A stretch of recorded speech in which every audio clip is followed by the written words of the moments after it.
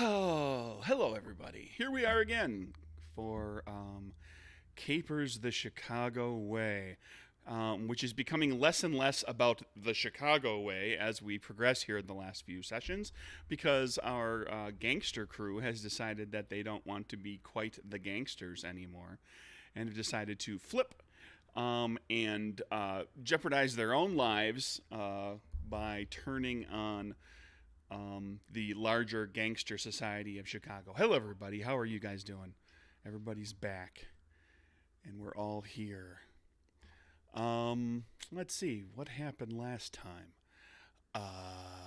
We had the group signed a bunch of forms with the feds to agree to engage in essentially a double cross kind of sting operation in the It was a hopes very of. exciting session of form signing Yes, it was. We the spent whole the time. entire session just role playing out signatures. It was the worst game I've ever run. Um, no, like the third worst. So yeah, the group decided they're going to attempt to try to set up Capone in some way that's going to be able to get something to stick, so that the feds can take Capone down. Capone, they're of course, they're hoping to take down Capone and his associates and a big chunk of that the Torrio Capone gang. The group of you, however, of course, is trying to make sure that Torrio, Giada Torrio, that is, and your friend um, Giuseppe Sacamano will get away unscathed from all this, as well as the neighborhood um, members of your what was it, a business association that you had developed all those many weeks ago. Yes, the business association. um, but first things first, you had to deal with Honest Bobby, who turned out to not be so honest, who took Maggie, your collective mother figure, hostage. The group tracked him down in the process, finding that he had set your local cathedral on fire, had killed the priest, the father there, and had escaped with Maggie. You managed to track him down and basically took a gamble that he was going to go to the Hawthorne Hotel in Cicero, or one of the adjacent Capone locations there, the shop, or the smoke shop, or the ship, the casino that's out there. Got there, did a bunch of digging around, and managed to gain the notice of Marie, who you know from the Hawthorne, who's originally, as if we recall, an old friend, sort of Kieran's, although she knows him by a different name, as I recall. Do we remember what that name was from way back in the day? You might have to dig through the notes, but it's I think it was Johnny or Jimmy. Johnny or Jimmy something. Um, Yeah. Johnny sounds right, but we'll come back to that if it becomes important. Um, After some essentially staking out the Hawthorne, and having just talked to the desk clerk and managed to identify that Bobby had in fact been there, the group of you staked out the street out in front of the Hawthorne, found Bobby as he was coming back to apparently meet with Capone or with one of Capone's associates later that evening. And you got out in the street and you got in a great big fight and you shot him up a whole bunch. And in the process, he gut shot Maggie, and she is bleeding very badly and very badly injured. He is full of holes and lying on the ground, bleeding as well. There's been some mass panic in the streets. A handful of people that are kind of still perched around corners or behind parked cars, watching what happened. A certain amount of gawker, a certain type of person, even in the midst of gunfire, will hang around for that. It was over so quickly that nobody really mobilized from Capone's gang and got involved in the fray. But as we wrapped up the last session, there was a beat cop a couple of blocks away who was chugging along, huffing his way just as quickly as he could on his little beat cop feet, trying to get to the scene of what has just been a gangland style shooting in the middle of the street on, out in front of Capone's hotel. So that's where we'll pick it up with the group of you as the beat cop is making his way closer. And you've got Maggie, who is very badly injured, and Bobby, who is on the ground bleeding. I'm trying to remember who put the final shot in Bobby. I did. Ollie was, as is always the case. Did you kill him, or did you do you elect to instead? No, I was. And knock him out? Yes, hurt him very badly. I believe I said I was going for a kneecap shot. So yeah, he's pretty well hobbled, and that's where you're standing right now in the middle of the street with Bobby and Maggie, and at least one police officer is on their way. There has been gunfire. It's only a matter of time before the sirens start to draw closer. Take it away. I think I'm just going to go right to Maggie and, start putting some pressure on the wounds. She's gone into shock. She's unconscious, but she's breathing. It's shallow breathing, but she's there, and you're able to start staunching the wounds as best you can. Kieran's going to go deal with this cop. Okay. Are you going to wait for him, or are you going to go meet him? I'm going to go meet him. I'm going to make sure I'm not armed when I do so. Don't want him to feel threatened. I keep my hands where he can see them as I approach him. Okay. Before he runs off to go see the cop, would Ollie be able to flag those cuffs down from Kieran? Yeah, Kieran would turn and hand you the cuff. Yeah, I'm gonna put that cuff on Bobby. Yeah. I'm gonna start dragging him to the car. Okay. You cuff Bobby with the power canceling handcuff and start dragging his limp, bleeding body to your stolen car, as I recall. No, I believe it was Rose's car. This is Rose's car from back that Bobby sold to her. Yeah. Right. Yeah, it's actually been a little while since you guys stole a car. So you do that. Rose, anything in particular up your sleeve? We're gonna jump back to Kieran otherwise and see if he gets shot by the cop. Rose is also going to attempt to help stop the bleeding of Maggie, though she's not sure how well she's going to do because the only bleeding she's seen is from corpses. Well, between the two of you, you manage to use.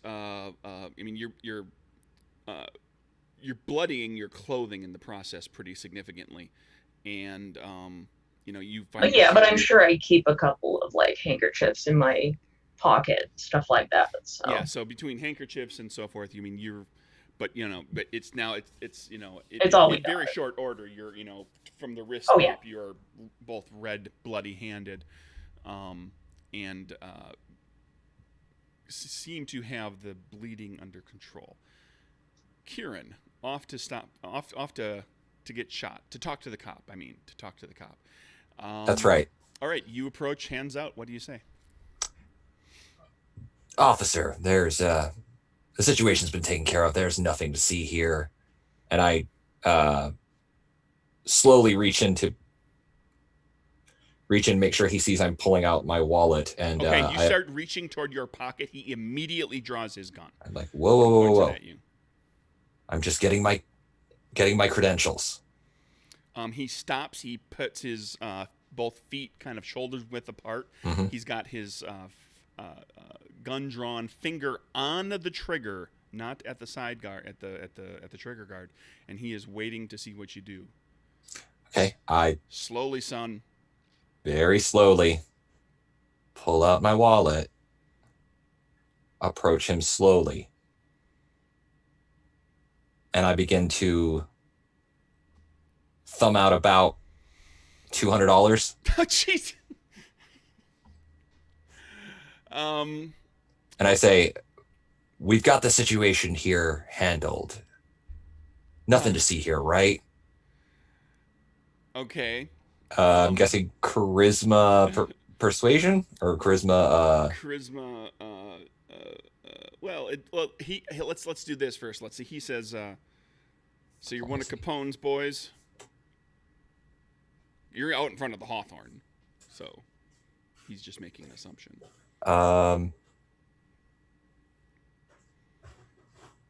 Not yet.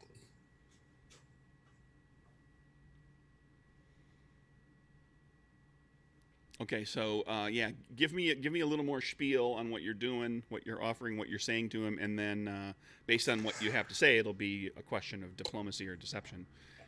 I go. This man, he was looking to cause some trouble, and we took care of him before he was able to cause his trouble. I can promise you, he won't be causing trouble anymore once we're done with him.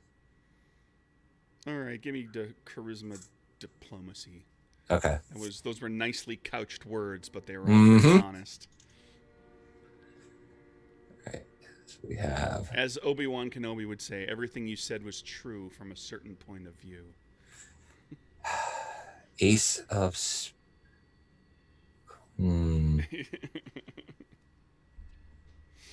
I can always go back to it. I've got quite a few cards I can pull.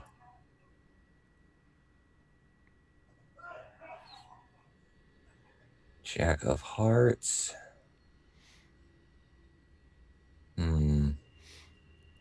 Keeping in mind that any flip that does not have a boon attached to it because of the card flip can always be given a boon. That's true. Assuming, of course, that it's successful. You can't have a boon if it's not successful.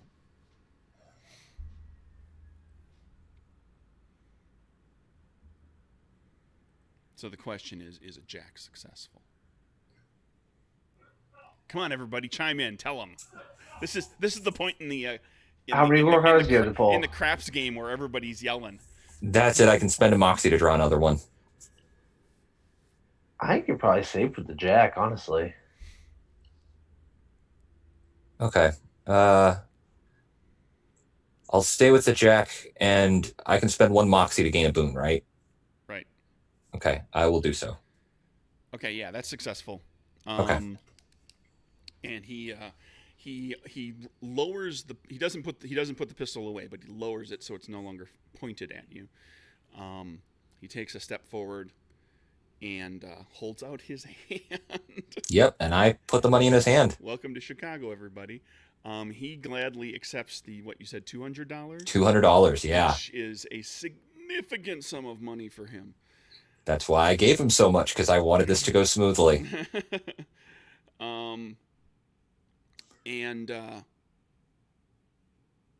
he remarks that if any of you folks are hurt, you might want to go to Mercy's. And he kind of points you down the street and says, 3 blocks down there and take a left, there's a hospital. Appreciate it. And that's your boon at play. Okay. Head towards the car. Okay. As quickly as I can. And officer, I just took $200, disappears.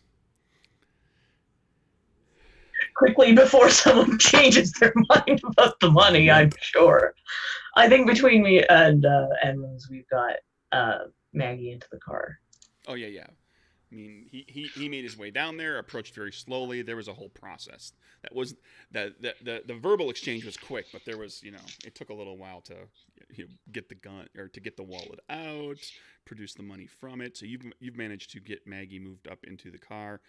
She moans a couple of times, although unconscious, but she's vocalizing. And Ollie, you can grab. Slick Ricky is in whatever passes for a trunk.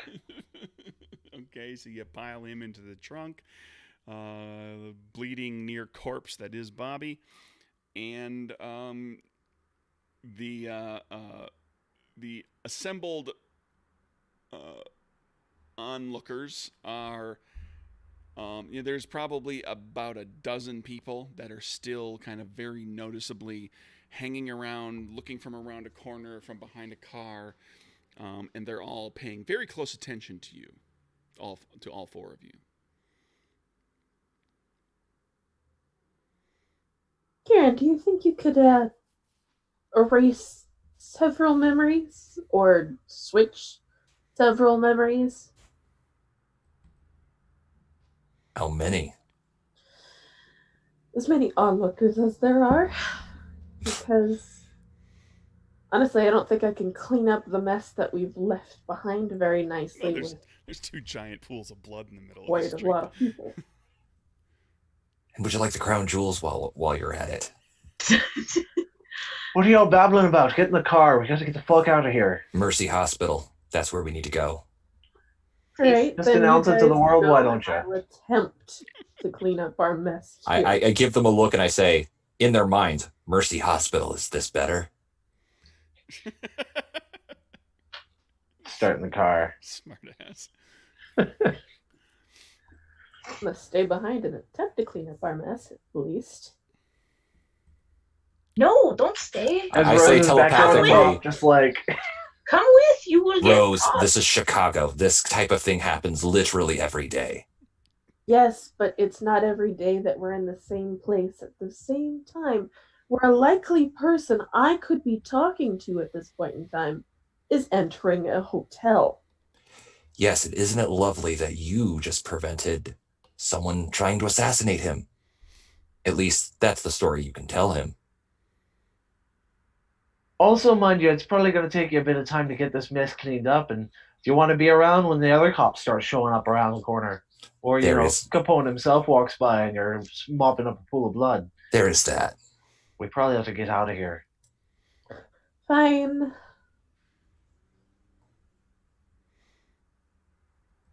So under protest, June gets like, okay, fine. Or Rose says, yeah, okay, fine. The group of you speed off to down the street, take a left to the hospital. What are you doing? What's the plan at the hospital? You've got two bodies. Well, Maggie needs to go to the hospital. Mhm. Willie's coming back with us. I don't feel like patching him up at all. I'll At least not at a volunteer. hospital. I'll try. You need to patch him up a little bit. We I'll don't want him try to bleed out. Yeah, I'll try stitching him up in the backseat of the I was car. about to say we're not checking him into a hospital though. No, I'll bring Maggie in, and I'll just say maybe I'll just make up some bullshit. Maybe like I heard the shot and I saw her in the street, so I brought her in. Mugger shot her. Yeah, I'll make up a story about a mugger, and yeah. Right. Okay. So you drag her body up Mhm.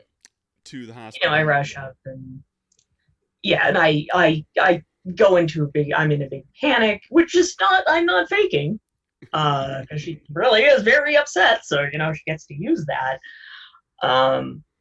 Just says that some horrible man came up and tried to demand their money and got very aggressive and shot her and then ran away. So, please help her, and just shoving Maggie into the, Okay, well, you start hauling her up there. An orderly comes running down the stairs of the hospital, helps you to haul her up there, and then a doctor asks, as this doctor is looking over Maggie, they're loading her onto a gurney, and the doctor, she's saying, she's asking for the rundown of what happened. You give her your story. Go ahead and give me charisma deception. Okay. You describe the shooting and everything, and that all jives with what the doctor's seeing, so she believes that. Yeah, like I'll explain, what I saw about like how she got shot and where, but oh yeah, it's clearly absolute bullshit. that we were mugged. But unless you want to moxie that. Another card, just fine. But because this is a botch for the record. Oh, that one's a botch? Yeah, clubs. Yeah. Failure with clubs is a botch. I forgot. Okay, let's just try one more card. Let's hope for the best. That did not get any better. Still you a at least botch. go back to your first card that wasn't a botch. And then I'm out of moxie. Okay. So you go back to the 2. Yep. Yeah. It's not So. a botch. So yeah, she doesn't believe a word you're saying, but she also doesn't detain you. Yeah. Like forcibly. Yeah, and I mean, I am telling the truth about how she was shot. Sure. So. And they're gonna rush her, into surgery to see what they can do. They need to repair some damage very quickly. Yeah. And she points you to a waiting area and asks you to hang around, that there will be more questions and that there will almost certainly be an officer who will be coming by to take your statement. I'll be like, yeah, and then disappear. Okay. All right. I'll hang around for a little while, make it look like I'm going to stay, and then just slip out when nobody's looking. Okay. While that's happening, back out at the car, the group of you is waiting for Satroka to return. And now you've got, once again, a few kind of people who are really kind of giving you a good look at what just happened, because they saw, your friend Satroka haul this bleeding woman out of the car. So you've got a few people that are just kind of, they're watching you. A couple of them are kind of whispering to each other. There's probably a lot of conjecture going along. And then you hear a thump, thump, thump as someone or something is making a racket back at the back end of the car. I think we should park the car elsewhere and figure out why the raccoon isn't screaming in the back of our car. Not a bad idea. I'm gonna go drive her on the block while she's in there and see if I can spy a more private place to pull over. I'll join you in case it's because of the bleeding. Well, I mean, I figured we were all still in the car except for Satroka. I assume the 3 of you are, yes. So.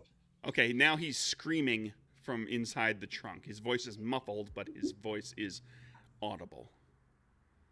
Do I spot any place that looks off the beaten path a little bit, where there's not going to be onlookers and people that are going to hear him screaming? Well, it's a hospital. It gets a fair amount of traffic around it. You'll have to drive a couple blocks and kind of find an alleyway or a side street. I'm fine with that. I'd like to use telepathy on him. Okay. Along with my... and you'll have to let me know if I can do this. Use the post-hypnotic boost.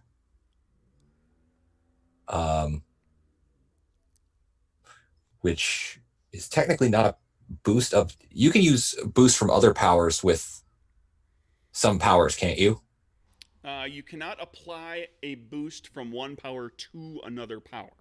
But you could use a boost from one power as long as it's kind of if it's kind of its own standalone effect, because there are some boosts are just extra cool little things that you can do and they don't necessarily augment the power. For example, you could use the concussion beam boost to shoot at the ground and allow yourself to jump 50 feet while you're using some other boost or some other power. But you couldn't apply the range boost from one power to the range of another power. Do you follow? Yeah. You can use both your powers in tandem, though. Well, what are you looking? You're looking to do? I'm trying to use one of the boosts from hypnosis and apply it to telepathy. No. No? Okay. Okay, I'll just use telepathy to talk to him and tell him that unless he wants us to dump his body in the nearest body of water we come across, that he needs to quiet down. Okay. You threaten him telepathically. It takes him a few seconds for all of that to register what's going on, because right now he's in a trunk bleeding. and but eventually he quiets down. Okay. And Do I find a spot? you drive away, you find a spot, and back at the hospital, Satroka, you come back out the front of the building, and your friends are gone. That's cool. I'll just. Kieran. It's all good. I don't mind.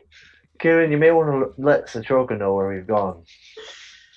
No, she's just gonna start walking. How far away are we? 3 blocks. Okay. Like a couple blocks over and then down an alleyway. Okay. Would you say that's more than 100 feet? Yes. Okay. Uh, I can still see if I've got that boost. I do not. Okay. so we were all staying at Rose's place, right? That is true. Where we were staying, yeah. So I'll just start heading back in that direction. Rose just is still walk. not 100% certain she has told her roommate that new people are coming in. Well, we're kind of glossing over that. Like, Yeah, it has already happened. So I've just started like walking my way back. So if they happen to go past me. For simplicity's sake, let's say that Thomas decided to go stay with a friend for a little while. We'll call this friend Gary. Sure. Thomas's new friend, Gary. Meanwhile, in the alley of the car, Right. So Satroka goes to find a cab. The other 3 of you. as soon as Ollie finds a good spot, I'm hopping out of the car and I'm grabbing I'm gonna take my belt and I'm gonna take a sock off and I'm gonna open that trunk and I'm tying his hands up with the belt and I'm shoving the sock in his mouth so he'll stay quiet. Okay, so bound and gagged fully. Yep. Alrighty, man. Things just keep getting better for him. Oh, they haven't even started. While you're at He it, brought it on himself. poke him in a bullet hole. Of course. Put a cigarette out in it. Sure. All right. So Just give him a pinch. The 3 of you in the car, do you have any plans other than just getting this guy somewhere away from here? All right, so where do we take him? We can't take him back to Rose's place because I believe we're going to make a pretty big mess before we're done with him. We could take him to one of our warehouses. Do you think they're still standing after the feds raided everything? You didn't keep any records of any place that you were storing Okay. anything, or of any of your affiliation with any of your business associates either. I mean, you didn't. Yeah. It's not like you kept a ledger of we delivered this much illegal booze to the Russians and this much illegal booze to the stevedores, and you didn't do any of that. So it's worth a shot. Let's head to the nearest one. We can take him to one of the smaller ones. Sounds good. Less conspicuous. I say we drive back by the hospital and see if we can spot Satroka on the way. Okay, simplicity's sake, you find Satroka before she jumps in a cab. You guys can go to wherever you want to go. I mean, your two best options are to go talk to where's his? This is probably back in my notes somewhere, but the leader of the stevedores, or to the Russians, and talk to Baba Zoya. I'm sure Baba Zoya has a nice place where we could have a private chat with him. See, I think Ollie would first think of the stevedores, but And I'm sure if we really don't want him getting bloody and bruised too much, she'd have a bottle of vodka on hand to at least pour over him. And I'm sure if someone hears a man screaming in a trunk in that part of town, no one's going to call the cops. Now that's some good thinking right there, Boyle. Let's do it. And I've got his name somewhere, but we haven't dealt with him in so long. It was an Irish name, I remember that much. But you're going to the Russians anyway. So, okay, yeah. So you haul a bleeding, bound, gagged car salesman, wannabe gangster who had a terrible plan to back around the back of Baba Zoya's restaurant, and how are you approaching this? What are you doing? You have. It's actually been a while since any of you spoke with her. Citroka. I think the last time you spoke with her directly was when you when you arranged all of the your little gang. Oh yeah, but I'd been in my downtime, I'd been going back there and trying to suck up to her. So yeah, and from the friendly point of view, from friendly neighborly sort of thing, but you haven't gotten deep into business sort of thing, or no. Showing up with a near dead body. Yeah. So I'll make sure I get some money. And I'll go in first, greet everybody, and ask if I can. I don't know how late it is. I don't know if the place is busy or what. Well, as I recall, it's into the evening. It's dark out. Okay. It's kind of late dinner hour. All right, this is probably slowing down in there. So I will, just ask if Baba Zoya has a moment. Yeah. Well, I mean, they know you well enough there. Baba is at one of those kind of corner booths that is mostly circular, where you have to slide way in. And she's sitting there going through receipts from the night and sipping on a little, looks like a dessert port, like a little tiny glass of some very sweet liqueur. I come to you to ask maybe if you can help with problem I have. It might find way to turn into benefit for you if I can. What is the problem, Citroka? I find bad men who try to turn us in and who hurt my friend. We need a place to have conversation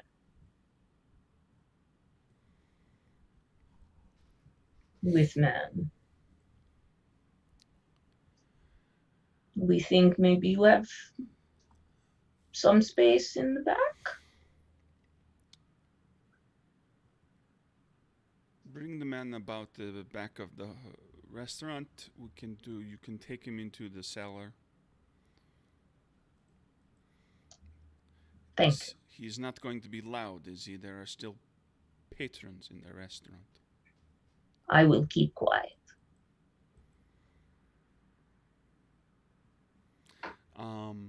She agrees to all of this, and she gives you a look that you've seen from her before. The look says, "You're up to something.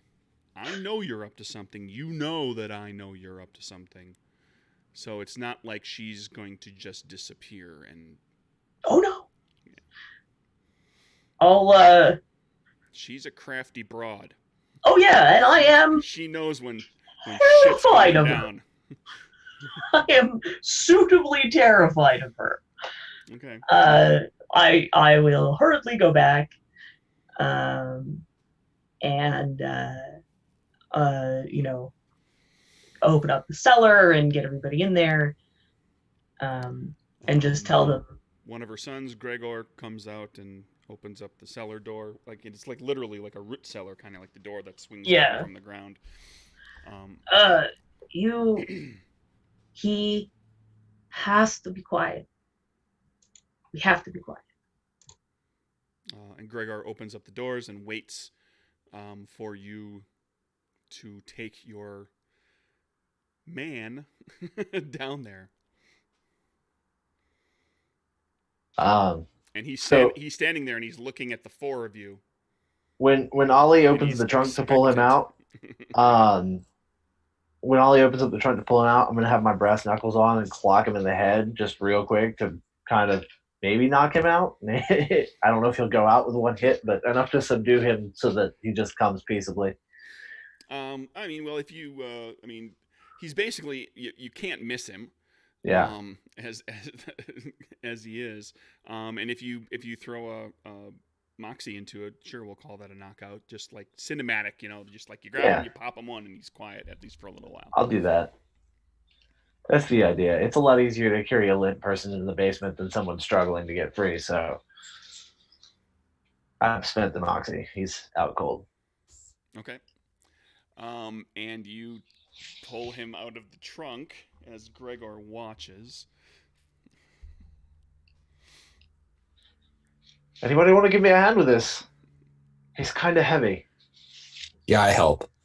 Yeah. Moving a limp body is difficult. I've been told.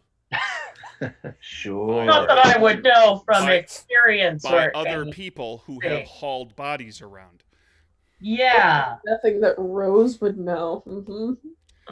Actually, strangely enough, I not by my own experience, but when I was in high school, my best friend, his father ran a funeral home, and even with a body that is stiffening, it's a real chore. Like a human body has joints in it and shit moves. Oh yeah, it's like not easy. One person, like when you see the action movie where the guy picks up some limp body and just has no trouble moving him around, picks him up both arms with the butt down, knees and back and everything. That's because that person is holding themselves rigid enough to be held that way. You can't do that to somebody when they're unconscious. They're all over the place.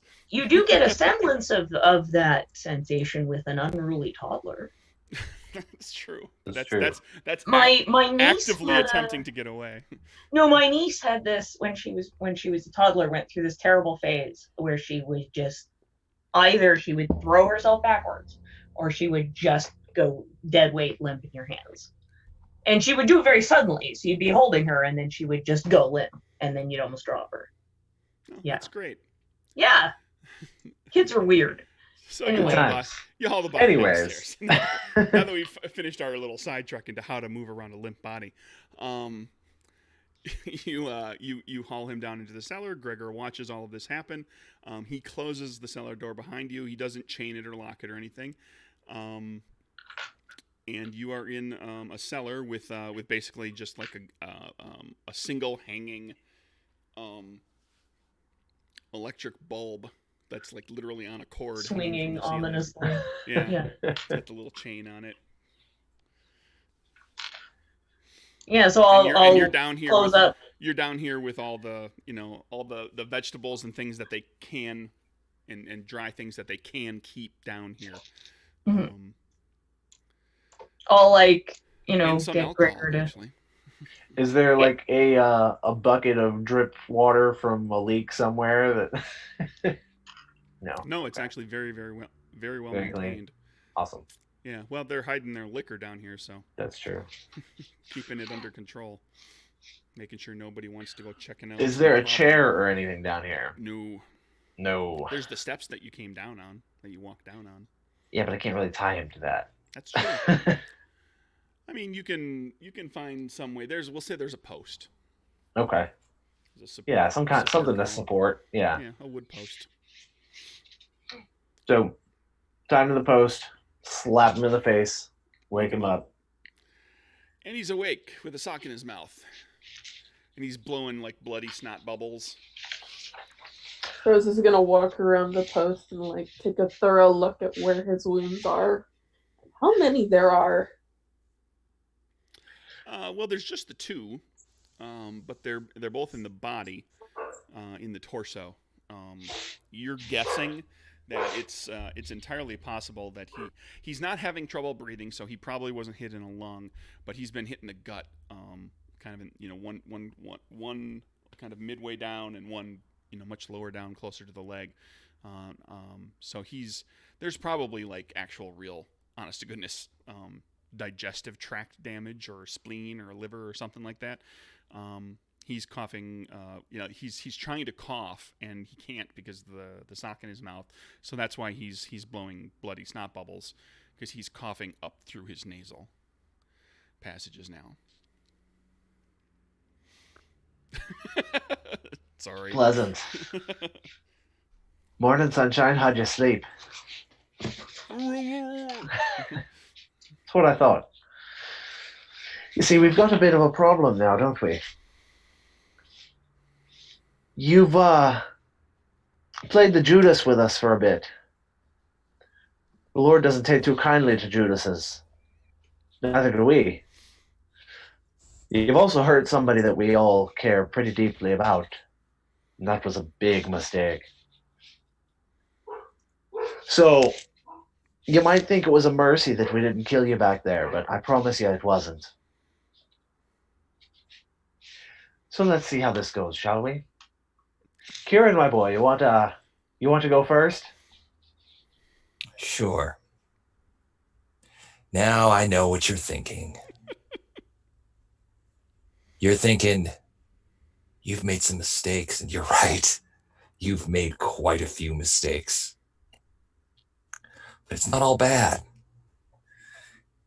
And who knows, depending on the answers that you give us, you might even get a little bit of what you've been looking for. We'll see. I'm going to take this sock out of your mouth. The first time I hear you scream, we will cut your tongue out. I'm a telepath, so you don't actually need to talk. However, that's pretty grisly work. And while there is a certain part of me that would just love to do it, I don't think Baba Zoya would appreciate it. So do us a favor. Speak when spoken to. And the rest of the time, stay quiet. And I take the sock out of his mouth. He starts coughing uncontrollably, spitting up blood, big strings of mucus. He's in bad shape, and after a minute or so, he gets himself under control, and his breathing starts to slow back down, and he just looks up at the group of you expectantly. You want to go next to Troka? Kieran's just taking a moment to just sort of soak it in. He's enjoying himself. You hurt. I trust you. And you do this? Why?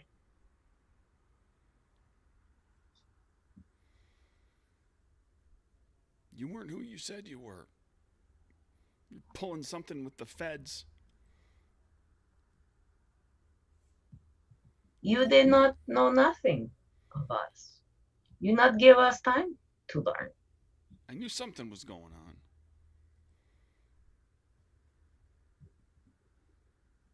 You're so loyal to what, gangsters you've never met before? You are snake in grass.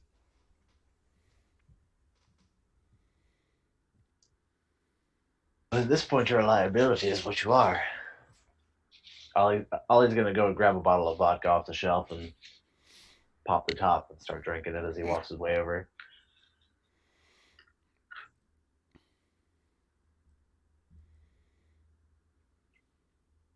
That was it. I'm waiting for somebody else to go.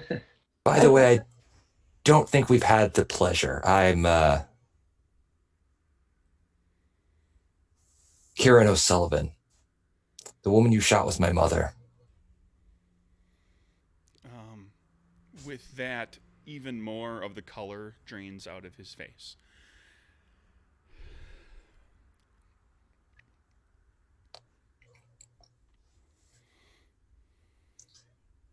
Rose, is there anything you'd like to say? Of course. What wouldn't I like to say? Well, Bobby, you know I didn't like you from the moment that I met you.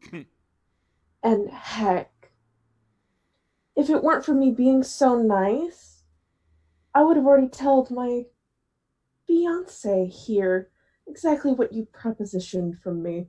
She grabs Kieran by the shoulder. And let's just say you wouldn't be alive anymore. So if only you had played a bit more nice, maybe I'd still want to be nice now.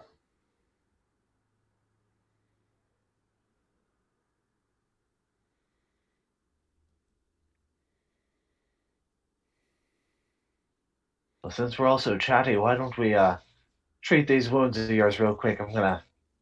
Gotta get them all cleaned out. I'm gonna grab that sock and stuff it in his mouth so he doesn't scream again, and then pour the vodka all over his wounds. Good Lord. All right. Straight up torture. All right. Yeah, so his wounds are clean, and he is screaming into the bloody sock because he spit up enough blood into it that it's just a mush of phlegm and blood and spittle. And you poured quite. You made a whole motion like this. The whole bottle. Oh well, okay. Then he's passed out. Yeah, he passes out from pain. Okay. Slap him a few times to try to wake him back up. He's out. Okay. Ollie is looking like he's enjoying this a little too much. Like, this is probably a side of Ollie you guys haven't seen yet.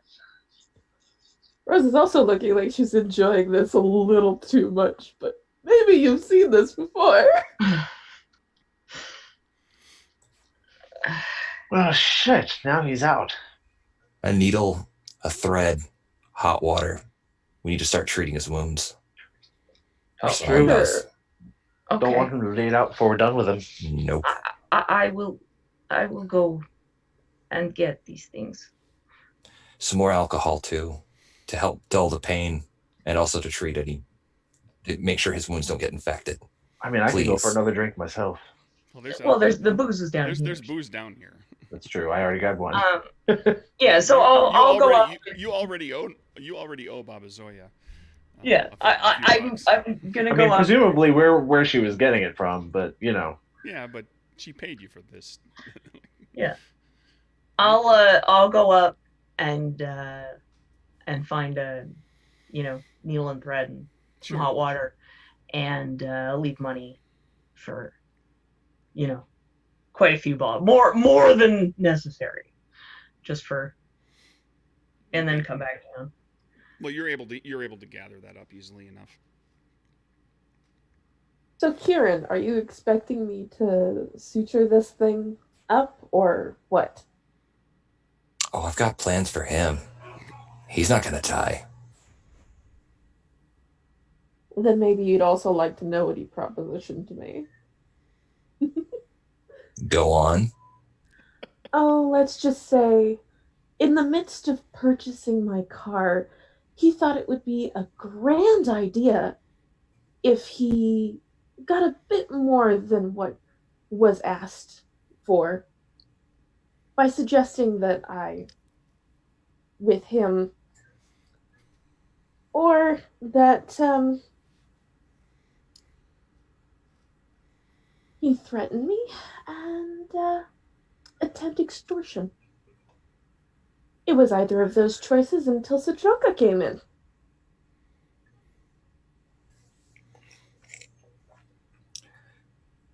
Why did you bring him on in the first place? What can he do? He's sticky and he melted my gun. So... He's sticky. He's sticky. Based on the fact that I wasn't able to get rid of him or get away from him, he's sticky and he melted my gun. Okay. Rose is now going to attempt to search his pockets for the other gun.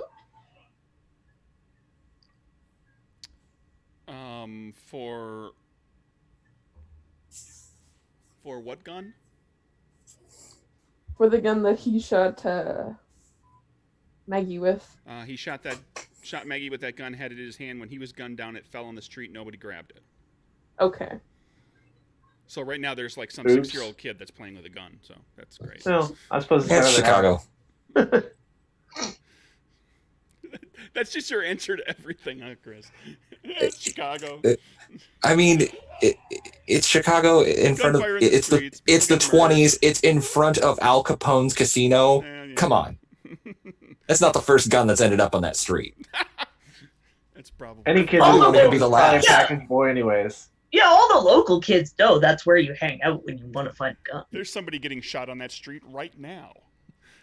With that very gun. All right, so yeah, you get the supplies to sew them up, patch them up. You can do the best job you can. We're probably looking at expertise sciences to do a halfway decent job of actually cleaning the wounds and sewing him up such that it'll actually, not cause more problems. That's kind of a doctor and smart thing. Kieran's got 3 in expertise, unless somebody else can do better. Rose also has 3 in expertise. Okay. I don't think she has. She doesn't have sciences, but Kieran doesn't either. hey, if he counted as a mechanical component, it would.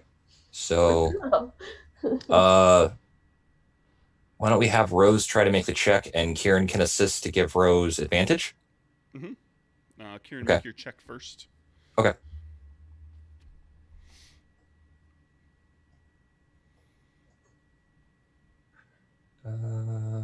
First card looks pretty good. Yeah, I'll stick with Queen. Queen of Clubs will, I think, succeed. Okay, real quick. You're attempting to save the life, prevent. an Yeah, infection. I'll draw more cards. I'll draw more And you're going to cards. stick with the clubs. You can. Here we go. Jack of Spades. There That's we go. better. Okay, so that gives Rose advantage. You got a queen on the first flip. If you want to try for more, you can always moxie back to that queen. Or you can spend a moxie to boon your queen. Well, she's got a pile of moxie, so she can Yeah. approach it a lot of different ways. The queen was the only good one that I drew from that deck, so Okay. You do your best stitching him up, cleaning the wounds.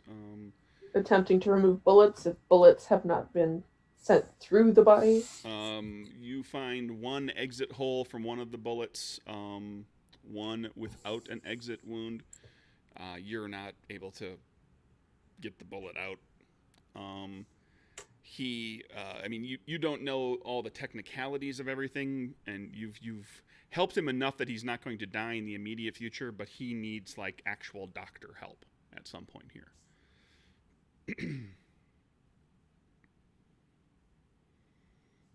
All right, so what's the big plan? Because, I could have fun beating on him all day long, but Kieran, you kind of seem like you have something in mind.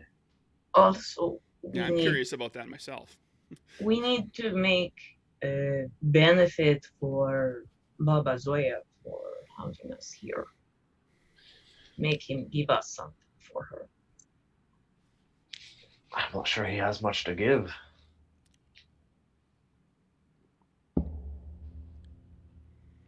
We can give her some extra booze and some money. I'm sure will Or we could give smooth her my car. over any ruffled feathers. We could also give her my car, seeing as how I probably won't need it in the near future. You may want to clean the blood out of it first. Of A course. little dirty. I suppose that's your specialty, isn't it?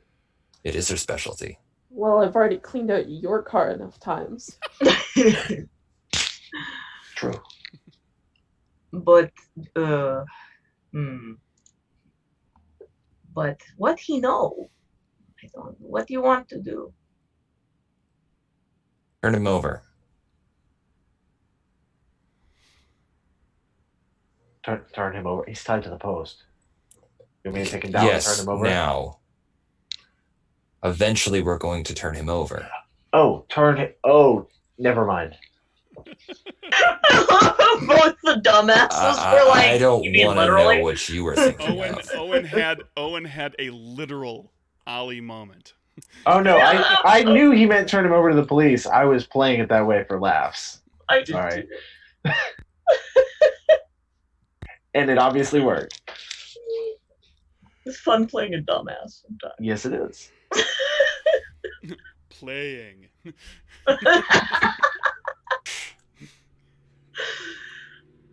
I played to my strengths. What can I say? Yeah, not a bad way to go. Yeah. What's the plan here? So we turn him over, but what we get for it? What? Well, it's not really time to be cryptic, is it? Police not care about him. He's nobody. Well, there's a whole bunch of witnesses that saw him in a gunfight. He's someone with powers. And there are people that do care about that.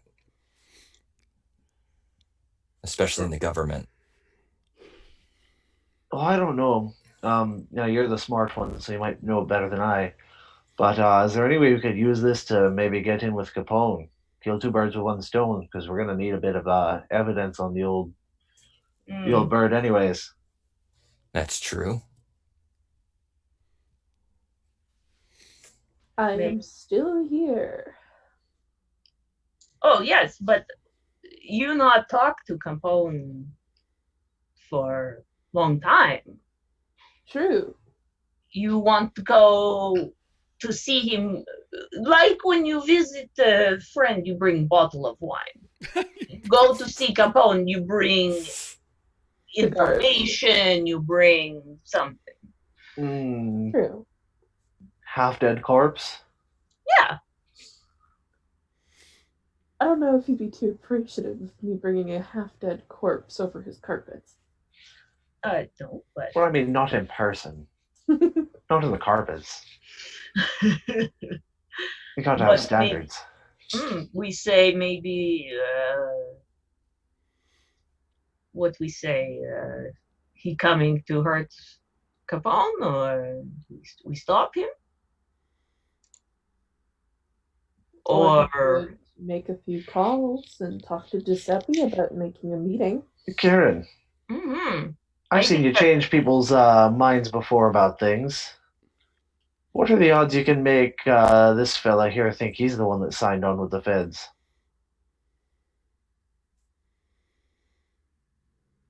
Simple memories are easy. Something that complicated, I wouldn't be able to. That's a pretty complex kind of thing. Like that would take a lot of time and a lot of effort on my part to try to weave something that complicated. It's not going to be something I can do.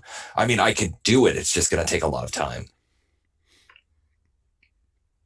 And that's assuming that he doesn't actively resist the story I'm trying to weave. If he, well, it also becomes, die in the process. You can basically concoct a memory, right? False memory, and you would need to concoct a series of false memories that all kind of interweave together and tell the story of how he ended up on the Fed's radar, why the Feds decided to offer him a deal. I mean, you're talking dozens and dozens of memories, and you can't miss something.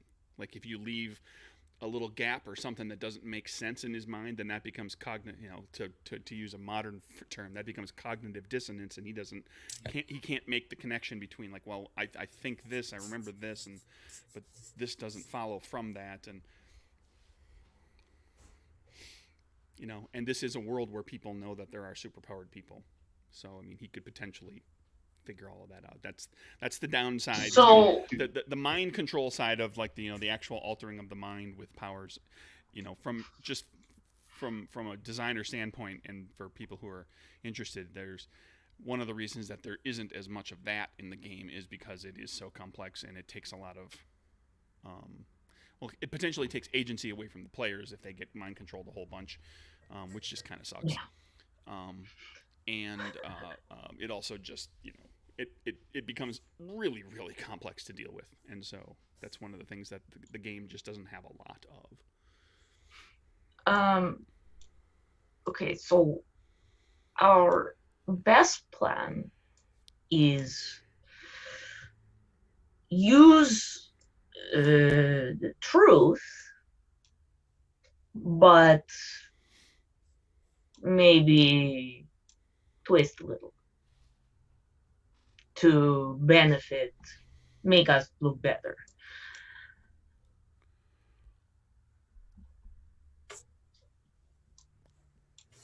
Does that make sense? Makes sense. So what we say?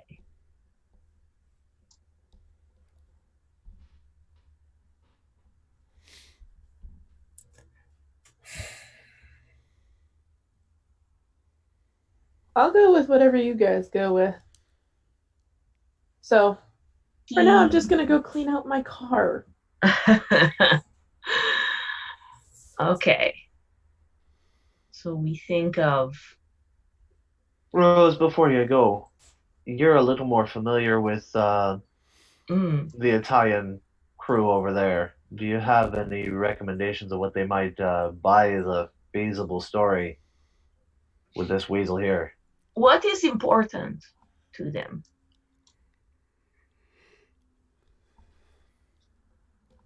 What is Important That to, is a very good question. important to the Torrio Capone gang is maintaining their dominance in Chicago. Stopping this. Basically, there's a whole political game that's part of it, but keeping the North Side Irish from getting more powerful or getting too much influence. They're in business with them to some extent, but there's tension. Okay. Maintaining their hold on politics in Cicero and to a lesser extent in Chicago itself. Maintaining, staying alive, keeping Capone and other higher ups in power and alive and not arrested.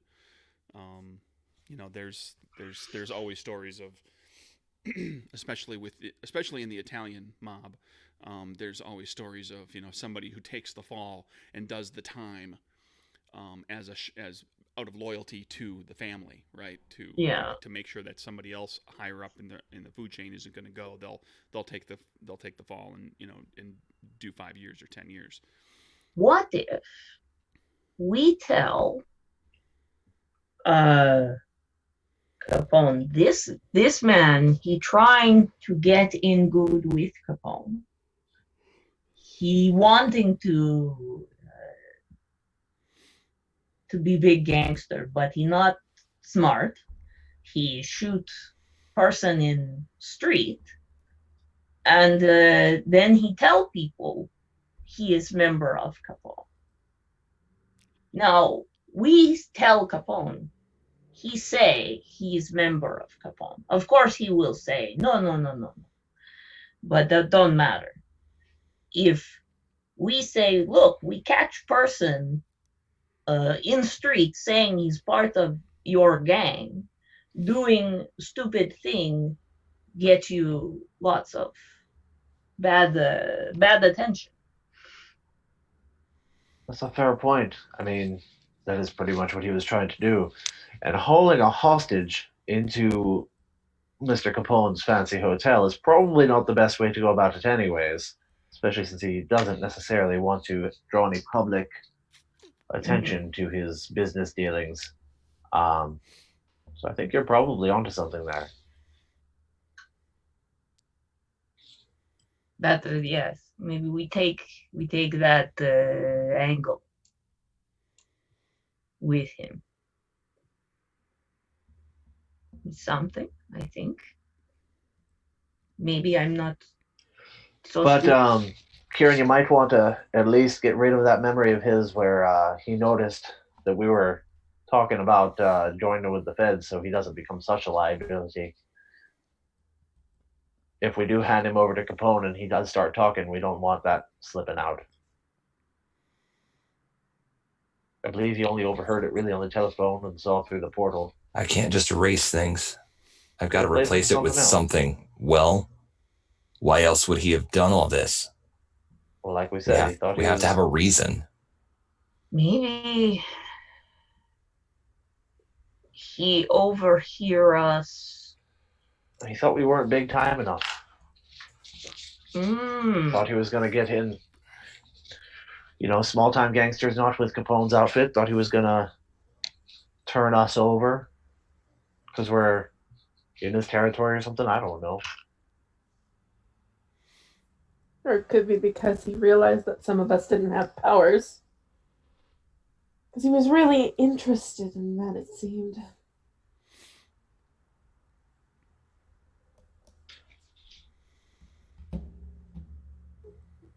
But he do that because he hear us talking and then he think we're not good enough gangster. So we use that idea. Yes, he think we're not good enough. He think we're not keep up with Capone.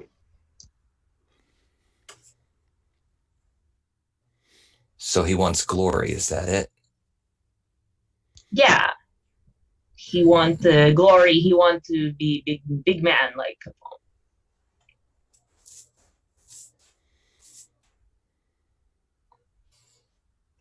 Okay.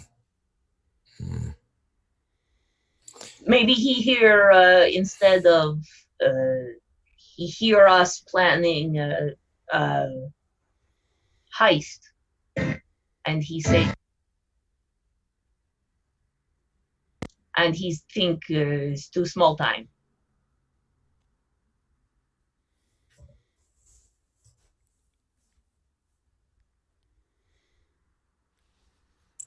Just trying to think of what we can sell to make him valuable to Capone if we are going to sell him to Capone.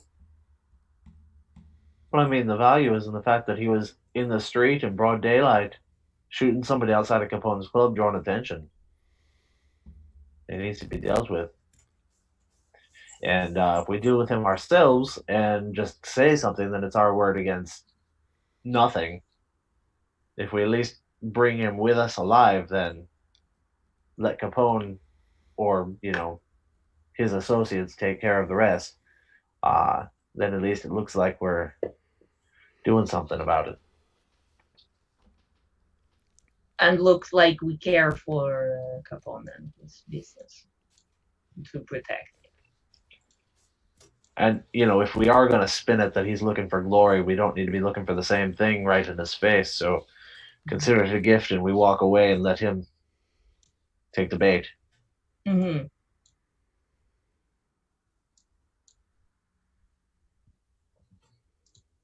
Maybe he's a pawn. Part of something bigger. I think we keep it simple. No, we keep it simple.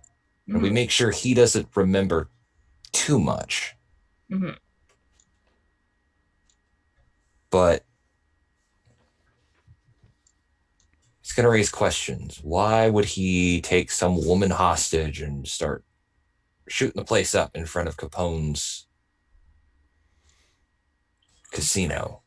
Honestly, I think he was just mad that Rose turned him down. Mm-hmm. Also, I mean, I could certainly understand that. Also, he's small-time car salesman, man. Maybe his life, he's unhappy. Also, Maggie's Irish. Send a message to the Italians that he's not playing with the Irish. Oh, maybe that's why, yes. Makes a little more sense. There is something there. We could spin that. Yes, he not know who Maggie is. Maybe he think because he mistake her for, he confuse her with someone. Maybe he wasn't trying to impress Capone. Maybe he was trying to impress the Irish. Then why would he kidnap one? So that doesn't fly. He knew we were on his trail. He needed a hostage. He grabbed the first one he could lay his hands on. I don't know. We've already established he's not the sharpest knife in the drawer. That's true, but I think he's. What does Capone care if he works with the Irish if he's not the sharpest tool in the drawer? I think a more personal threat to Capone is his reputation. we want him to actually care, it's got to be something Mhm. around that. And again, the evidence is right there. Rose, do you have something to say? Just that Rose is going to walk upstairs to attempt to clean her car. You know, maybe make a phone call to Giuseppe on the down low. Okay. Like, I can't make a decision. Please help, or something. We're doing kind of a lot of planning in character. That's okay. This is how you deal with him, since you're going to try to use him to some advantage, and it's going to connect you to, it's going to tie you into Capone in some way, is kind of like, that's the question of where you're going to go, because ultimately you guys are looking to take Capone down. If you can come up with a good way to hand this guy over that endears you to Capone in some way, that's your in. Yep. Rose is, however, going to call Giuseppe and see if... That's an in. There's other ways to do it. I'm just, but yeah, I know. That is a way. Okay, so Rose up there, scrubby, clean the thing up. She gathers some cleaning supplies from in the back of the restaurant easily enough. Gregor gives you a hand. Oh, what a gentleman! When you go back up out of the cellar, when you go to lift the door, it bumps into someone, and then you hear the scuffle of feet, and then you open the door of the cellar, and Gregor's right there. You get the distinct impression that he was right on top of the door, listening to everything that's going on. What a As best he lovely can. gentleman. Maybe you can also help me. Call a friend of mine. I'm sure you'd love to be right next to the phone. Party line. He's going to keep an eye on you, but he'll give you a hand cleaning up too, so he can help you get cleaning supplies and.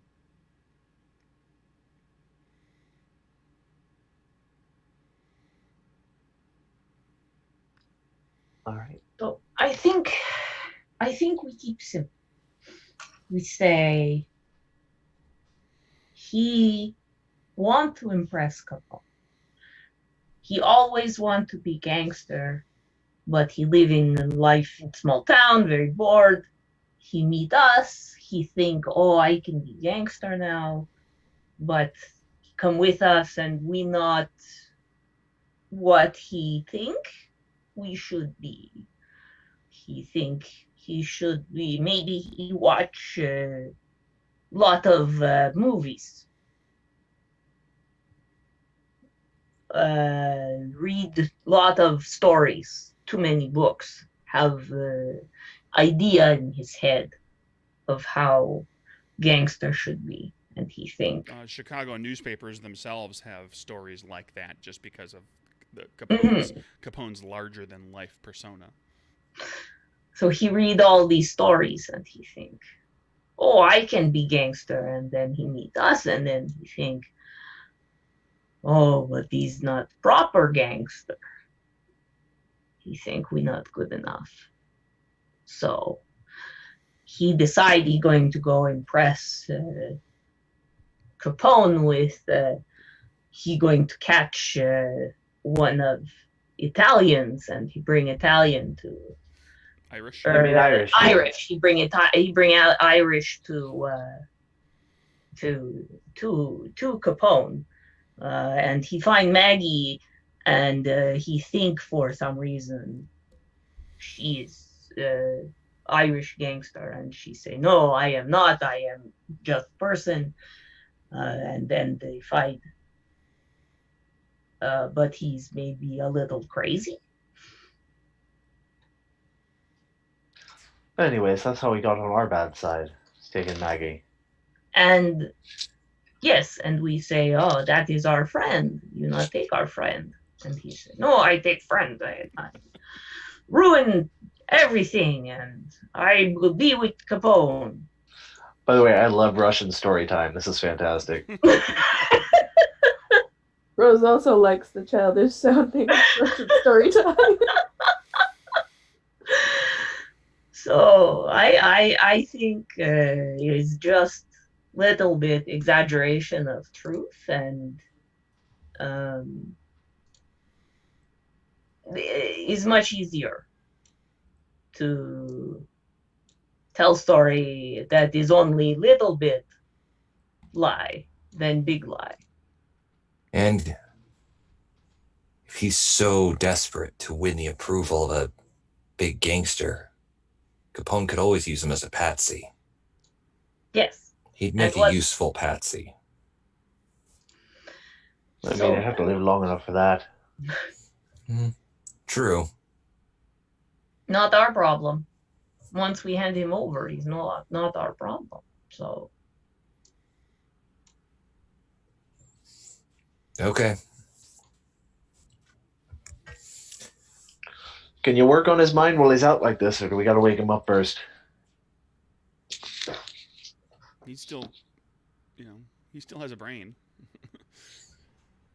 I wasn't sure if there needed to be eye contact or something. No. So it becomes a question of, is there anything that you're going to attempt to modify with him? Give that some thought. I'm going to jump over to Rose. You get things as, while Russian story time, while the concoctali session is going on, you get the car cleaned up fairly well, and you wanted to call Giuseppe. Yep. Okay. Gregor can arrange for you to have a telephone. But he's going to be in the room to listen. He's not going to listen in on the call. Like, he's not going to be able to hear what the person you're calling is saying. But he'll like he takes you to the telephone, and then he stands there in the room. Rose is still gonna call Giuseppe. Okay. Ring, ring, ring, ring, ring, ring.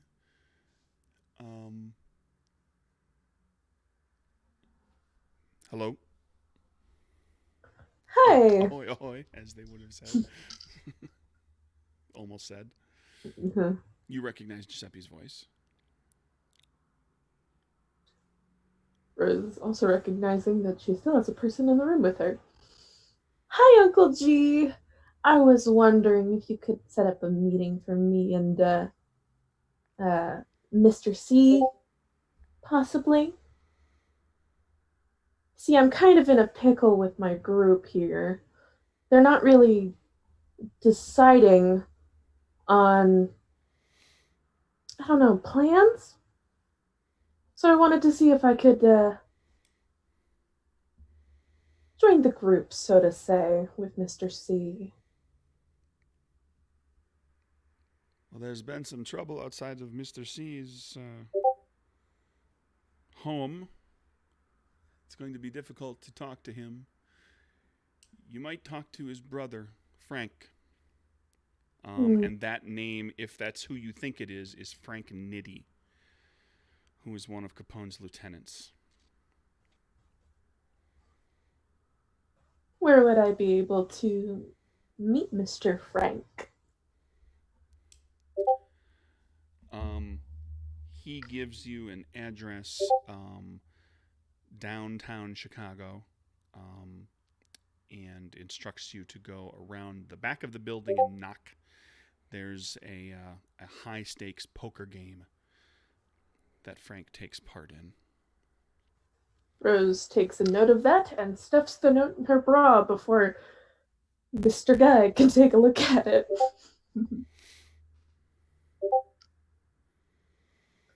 Well, it was nice talking to you again. How's it been going? It's fine. It's very slow. Are you safe? As safe as one could be. We're currently in one of our friends' establishments and dealing with a bit of a rat problem. It should be solved soon, but if it isn't, Um, I'd say maybe expect a little bit more trouble because we're not really certain what to do with the rat, whether we want to trap it or kill it or send it away. So, Always best to just kill a rat. that's what I would think too.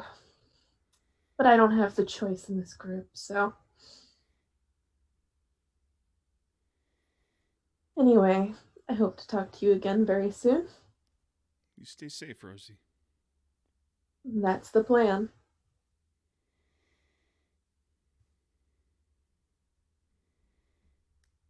Click.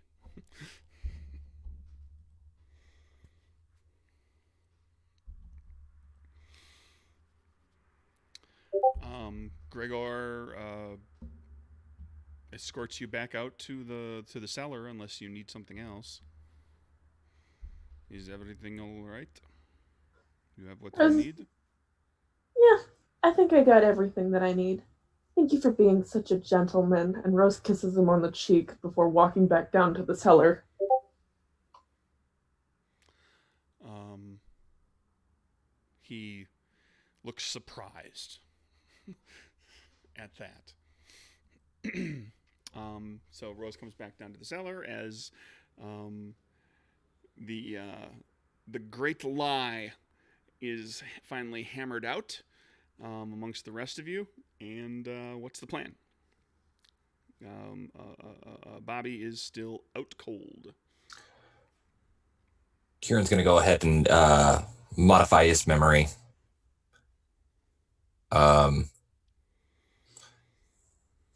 Have the phone call pretty much play out exactly how it did, except I'm going to wipe away the parts where he knows about us talking to the feds.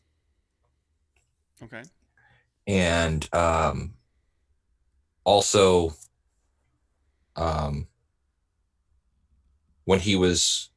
we were going through the portal, I'm going to make that memory so he didn't really get a good look at what was on the other side. He just, portal opened, we dropped, other people went through, portal closed. Okay, so he didn't see federal agents standing there. Correct. Okay. Tell you what. Let's do 2 checks for that. Okay. You've got essentially enough time to do all of this stuff. I need a successful because it's going to be versus his mind score, right? So I need a successful check for 2 memory alterations, and don't flip the bad joker. Otherwise, we'll just have to kill him. Does he get advantage because he's unconscious? The way that we'll handle this is if you manage to flip the bad joker, is you will not realize you have botched it. Ah, gotcha. You will roll Okay. ignorance. So just make this check like normal. Yeah, just a regular check. Okay. But the gamble now becomes hitting that target number with as few cards as possible, because the more cards you flip, the faster the bad joker shows up.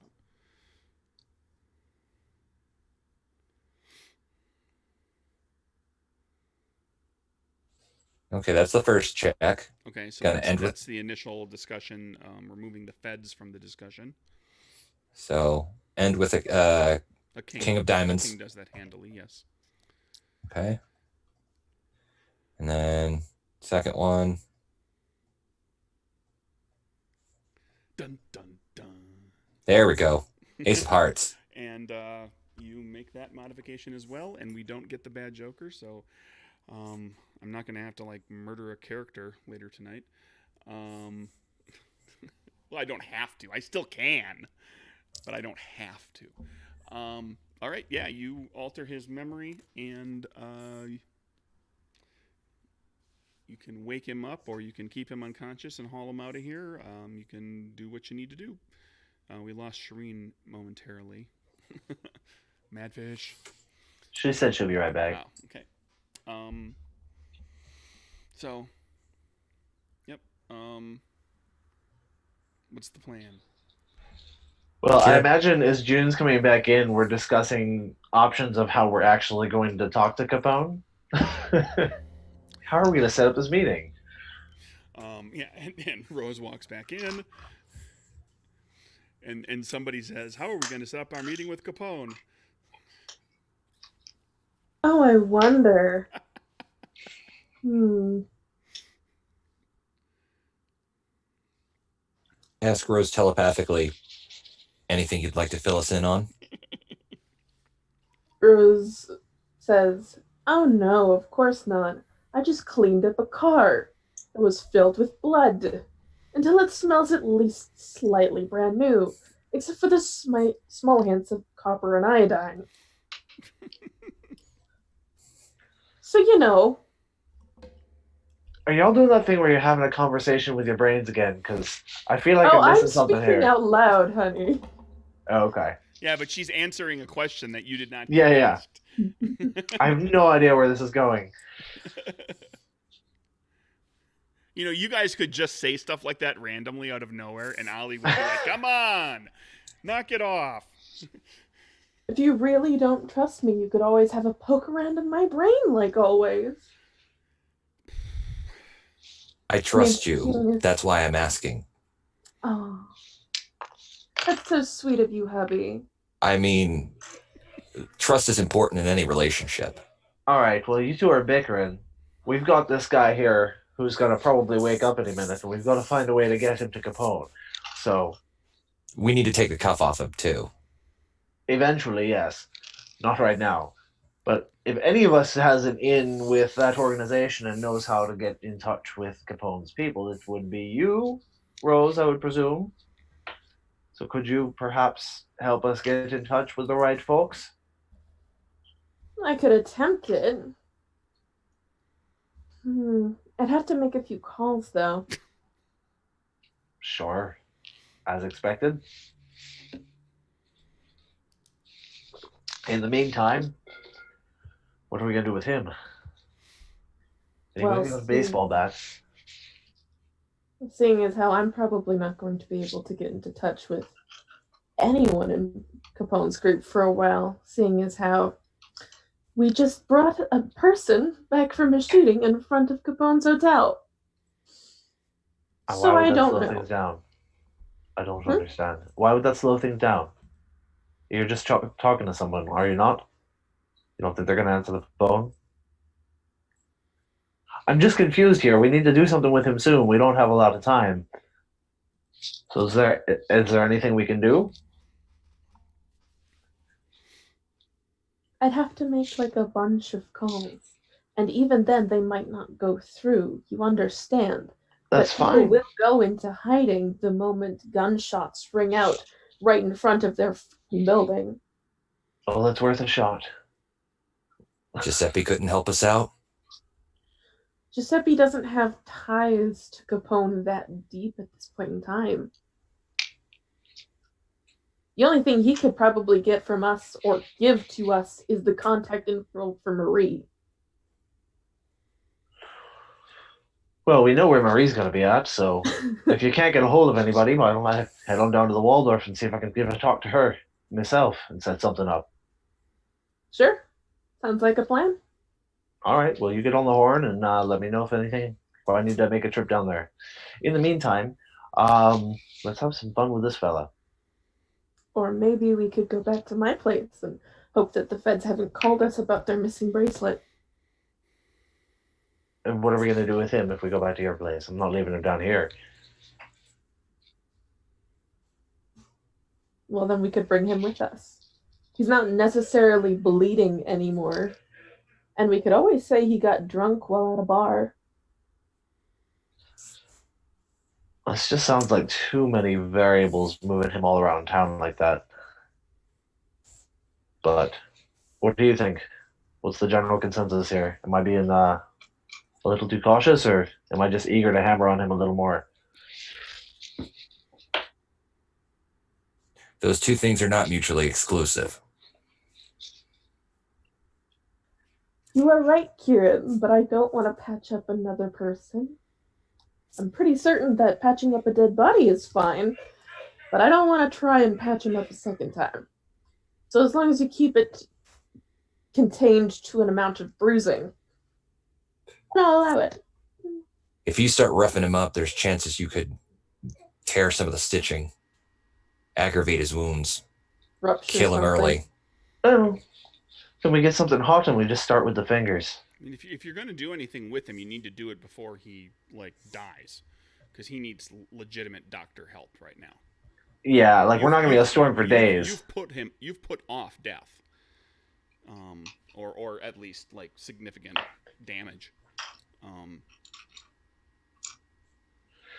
We don't have a day to sit on this. We probably ought to act pretty quickly. Yeah, he doesn't have long unless we get him to a hospital. Well then, first things first, we take him to the vet.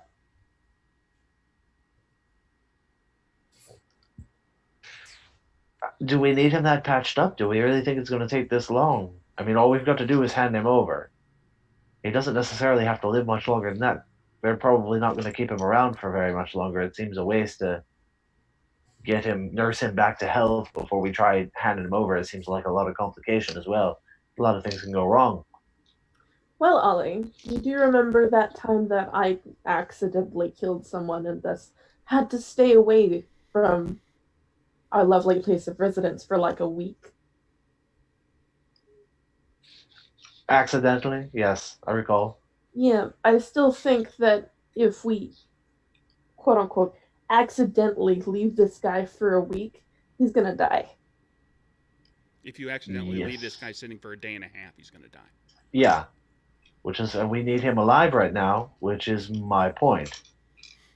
So why don't we see if we can get this moving a little faster than a week? Why If you don't not? think you can do that on the horn, then I'll just head down to the hotel myself. I go. They know you are bad. You have bad reputation. You bring. You and Kieran, how about you take this guy to the hospital, and me and Citroka will go and talk to Maggie? Margaret? Her name? We just go to Capone Hotel and we tell them we have information about men who do shooting. I think they listen. We can do that as well. So and they not know me, so I'm not a threat to them. Yeah. So me and Citroka can go do that. Well, you two take him to a hospital. We can't take him to hospital. We're not taking him anywhere. We have about a day to get this taken care of, or we're burying him. Okay, we go now. We go to Capone Hotel with him right now. Fine. Okay, let's do this. All right. Before we all head out, I think I do want to pull Rose aside just for a second and check in. Is everything okay with you? You seem a little tense, and you're a little more resistant than I would have expected on what we're kind of in on. Am I missing something here? Oh, just the fact that Capone is considered related to me in some senses. Torio is also considered related to me in some senses, and I really don't like getting them hurt. In the sense of bringing a person who just shot at the front of their establishment towards them as a sort of attempted peace offering. I don't imagine that was going to hurt them too much. Don't think he'll make it out alive, but I understand your concern. Thank you for sharing it with me. But I suppose we best get moving. All right. And we do that. You load him up into the back of the cleaned up trunk, and off you go. Well, he's been. We tidy him up too. Yeah. Sure he doesn't make those it's gonna be a little dirtied up back there again. Not like big mucking pools of blood like there just was. But because you've staunched, you've tidied him up, and clean the car up. So you can load everything back up. This is going from your neighborhood back out to Cicero on Chicago streets with no freeway. So I mean, It's nighttime now, though, right? Yeah, The traffic might be a little lighter. It's dark. But you'll get back out there before the hotel and everything, the casino and everything closes. It'll still be open. As you pull around the corner onto the street looking down at the Hawthorne and the ship, you see that there are 3 police cars parked out in front of the hotel. One officer is visible on the sidewalk near one of the cars. It looks like someone has come out and tidied up out on the street. There are a handful of locals who are out on the sidewalk, standing by mailboxes under street lamps, kind of talking amongst themselves in little groups, little clusters.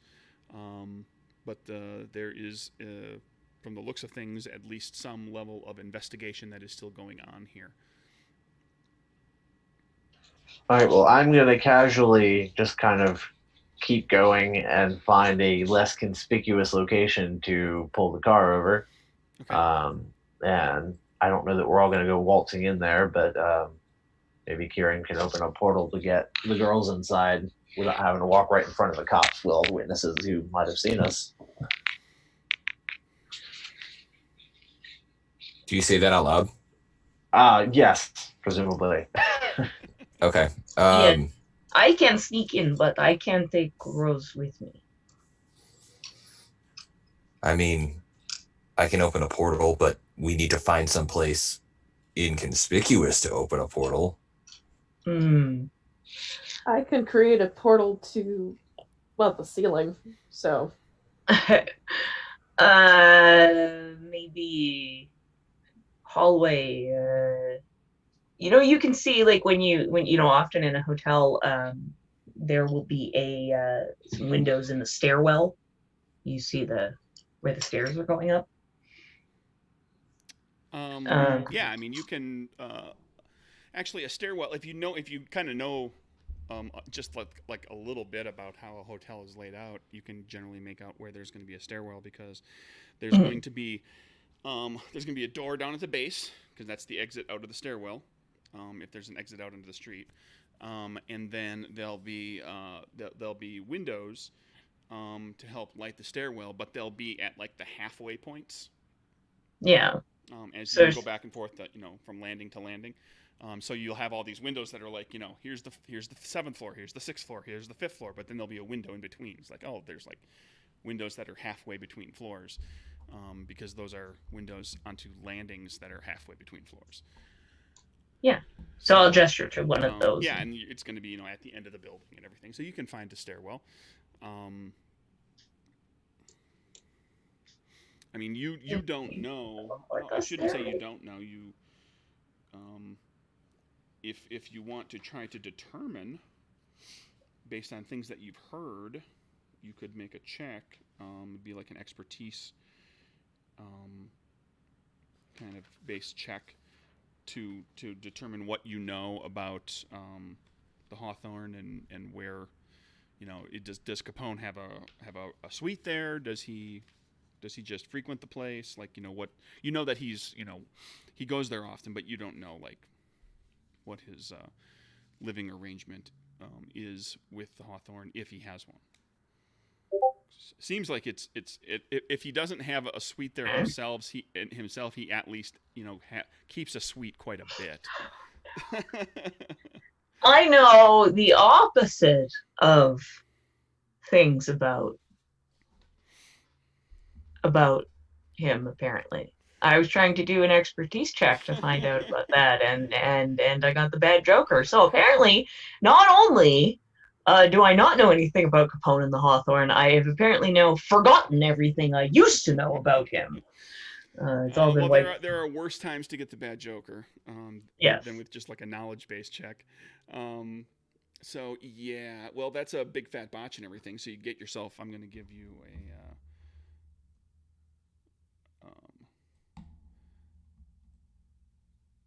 a moxie for that, at the very least. To soothe my misery and suffering. Let's see, was Satroka, was she hurt in the fight? Did she get hit at all? Hurt when you guys had the No shootout?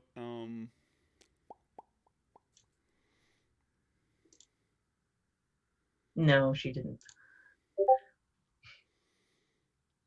Okay. What's everybody's plan? I'm gonna just gloss over that Joker. Question. Yes. So Kieran got his start as a broker of information. He prides himself. Could I spend a moxie to sort of shape the narrative here and say Kieran would have, maybe he would know exactly where Capone stays, but he has like a general idea of like, he stays on this floor. Doesn't know which room. Sure. Given that and it's rumor. It's not like he absolutely knows. It's that's what he's heard. So basically, spend a moxie. This is a flashback, effectively, of there was a time when you were looking to take down the mob, everybody, when you were on your vendetta before you changed your mind after having gone to the other Chicago where everything went really badly, where you had that conversation with one of your contacts and determined that supposedly Capone has a suite on the 7th floor. Okay. So, from what I've heard through my various means, Capone should be up on the 7th floor. Okay. I don't know what room, but that's fine. If I do this, though, we better be ready to do some very fast talking. Because I mean, I would suggest that we send the ladies in first to do the talking and we stay out here with Ricky in the trunk. Because we don't want to be hauling him through the hotel. Who's Ricky? Billy, Joe, Mac, whatever his name is. The guy in the trunk. We don't want to be hauling him around the hotel, presumably, right? They would know a place we could take care of him if they buy the story. Carrying an unconscious body around is really conspicuous. Yes. How we contact you if it go well? Head back out. Come back in the car. Let us know. Okay. Send a smoke signal. I am smoke signal. There you go.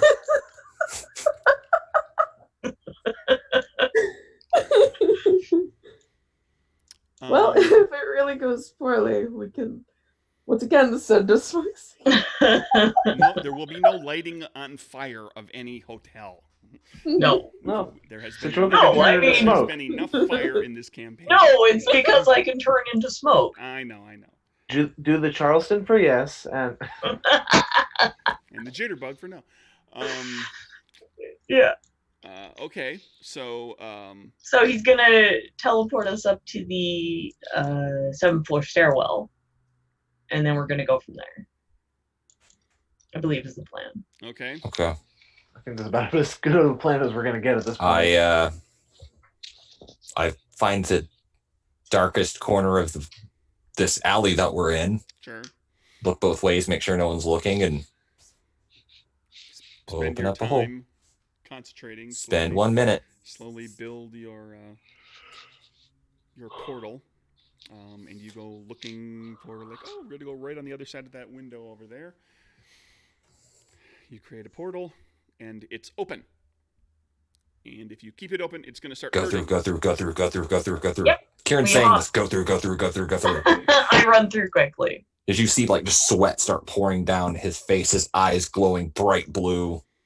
Well, I know how hard this is on him, so I don't. While Satroka's trying to run through quickly, Ollie's going to grab her by the arm real quick and give her a kiss for good luck and send her through. But it's going to slow her down enough that it's going to also irritate. And Kieran's going to take some damage. Okay, go ahead and flip some. Oh, Go ahead and flip some damage there, Kieran, as this takes around longer than you would like. I didn't know That's that so was actually sweet. damaging. Yeah. Yep. It hurts. I didn't turn on my boost, so I wouldn't take extra damage. So I think I take suit damage. Gotta double check I'm that. sorry. Let's see. Your dimensional romance is so manipulation. big. If I had known it was actual damage, I probably would not have done that. Well, but you didn't know. But I didn't You learn know. something new every day. This Yep. is true. I only laid out the book. I didn't read all the powers. Yep. Suits hits damage every round after the first that you keep a gate open. Yep. So I'll go ahead and flip a card. So let's see how much damage Kieran takes. Diamonds. That's 2. So Kieran takes 2 points of damage. That's not too bad. Smooch. You Worth see his it. nose start to bleed. Okay, 11. Okay, so Troker runs through. Rose immediately gets jealous and gives Kieran a peck on the cheek before jumping through. More damage. That's within like a few seconds. That it doesn't take another round unless you linger for a while. Once the portal closes, Kieran's just got this big shit-eating grin on his face. While blood is running out of his Yeah. Rose just thinking to herself, just give him a kiss so the boo-boo doesn't hurt too bad. Did make it feel better. Aw. So our ladies, Satroka and Rose, what do? You're in the stairwell. The portal opens. You walk through. You come out. Look, you don't immediately. There aren't people immediately there. You've managed to not magically appear right in the middle of some gawkers. Okay, good. Portal closes Okay. behind you. Rose Cool. fixes her dress. Tidy ourselves up, make ourselves look pretty. Make Wrap sure arms with the prepare to walk up the rest of the stairs. yeah. Make sure the old charm and personality are out there. And Is that what you've named them? Charm and personality. somebody named them for me a long time ago.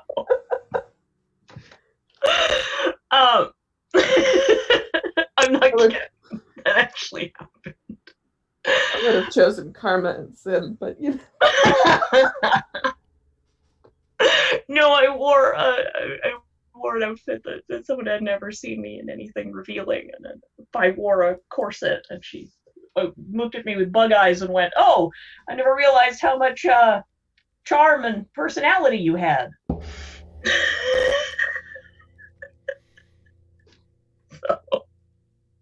So that's amused me ever since. Anyway, yeah. So we'll get ready to go in and have a look down the hallway.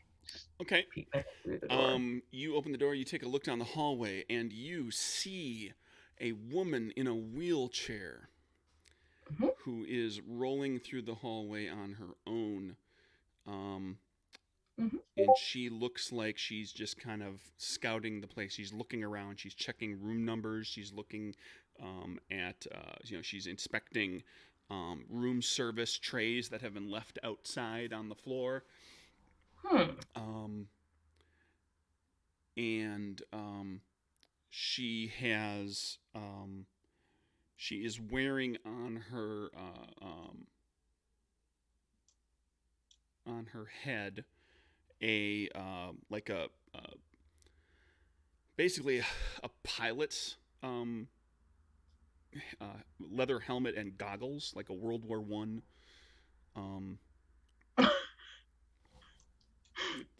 It's a helmet, but it's not hard. It's not hard plastic or anything. Yeah. With a set of with a big set of goggles that are have little things attached to them. There's little wires sticking off of them. The goggle glasses, the glass part of them, the lenses of the goggles are opaque, you can't see. You don't think you could see through them. Mm-hmm. she, as she's rolling down the corridor, she kind of adjusts the hat, and she doesn't really notice you. She takes the goggles, she puts them down over her eyes, and she starts looking staring through the door, like really intently looking at the door. Does Rose also see this? Yes, you both do. Rose does not like this. I think she have special item there, maybe, or power or something. Maybe she know where is Capone. That would be my guess too, except for the last portion. I think she is looking for Capone. Just to throw aside here, and you'll have to roleplay ignorance. I have to remember for sure. I think Ollie is the only person who has seen this person before, or maybe Kieran. I don't recall. I don't recall seeing anyone in a wheelchair before. So yeah, a woman in a wheelchair in the basement of a house. Actually, eventually up on the first floor of the house. Back in the other Chicago. Okay, the other Chicago. Gotcha. Yeah. That's right. There was actually, you know what? Wasn't there a woman in the wheelchair when we looked through the portal when he left the bar the first time? No, there were just men with guns. Oh, never mind then. This was later at the house. And I'm trying to remember who. I know somebody saw it. I know I pointed. I know Ollie did. I'm pretty sure Kieran was there too because he went in with me. You never spoke to her because no. Right. So that's what you're seeing up there. So viewers, while these the two ladies here who are seeing her, Satroka and Rose, do not know this. You will remember her as Angela Small from the other side. And out at the car, the two of you are sitting out there, and coming around a corner is a man who is holding he's kind of got his hand in his jacket pocket. You've seen this move before, Ollie. You've used this move before. And I think Kieran has as well. I'm using it right now. Yeah, with the pistol in the pocket so that it's just not visible, but it's actually out and with your finger on the trigger. Oh, he's got the Tommy gun on his lap in the driver's seat. And this fella comes walking out and walks like kind of you're parked in the car right there, and walks past you. Looks over at you with just enough light from a street lamp that you can tell that this is Giuseppe Sacamano. And he looks at the two of you. No look of realization crosses his face. He doesn't stop. He doesn't stutter. He doesn't look. He doesn't say anything. He just glances at the two of you, and he continues walking his beat or patrol or whatever it is he's doing with a gun in his pocket. Do we recognize him? It's Giuseppe. Okay. I don't. Yeah, we did meet Giuseppe, right? Mm-hmm. Yeah. Yeah, we went. You guys it's been a while. Yeah, we broke him out of jail. That's right. Then you helped him get hidden, and he has been essentially in hiding since then. Doesn't seem like he's hiding anymore. Kieran calls out, or he kind of like slowly walks towards him and says, "Giuseppe." I'm gonna elbow Kieran before he starts doing anything crazy. Kieran says that the man turns around, looks at you square in the face, and says, "Who are you?" And that's where I'm going to end the game today. Dun, dun, dun! As a look of realization pops onto Chris's face, maybe. Yeah. I know it's happening. I also have an idea as to what is happening, and I'm not happy. Oh no, I have no idea what's happening. Nope. No idea. But that's fine. I thought he was intentionally ignoring us to do us a favor. Nope. Oops. He actually does not know who we are because he's never met us before. Are we getting dimension hopping stuff again? I've met him before. You haven't. Okay. My name is Inigo Montoya. You killed my brother. Prepare to die. Yeah, we'll see. Because that's going to be the question now. Mhm. Yep. The moral quandary now that Kieran faces. Yep. Yep. A block Awesome. away from the Hawthorne with cops around. And there he At is. least Rose isn't there. So It's true. that's the session, everybody. We'll see what Oh, happens man. with our strange visitors who have just popped back up here, having been a few episodes since we saw either of them. So that's game, everybody. Yeah, thank you. Next week. Bye bye, everybody.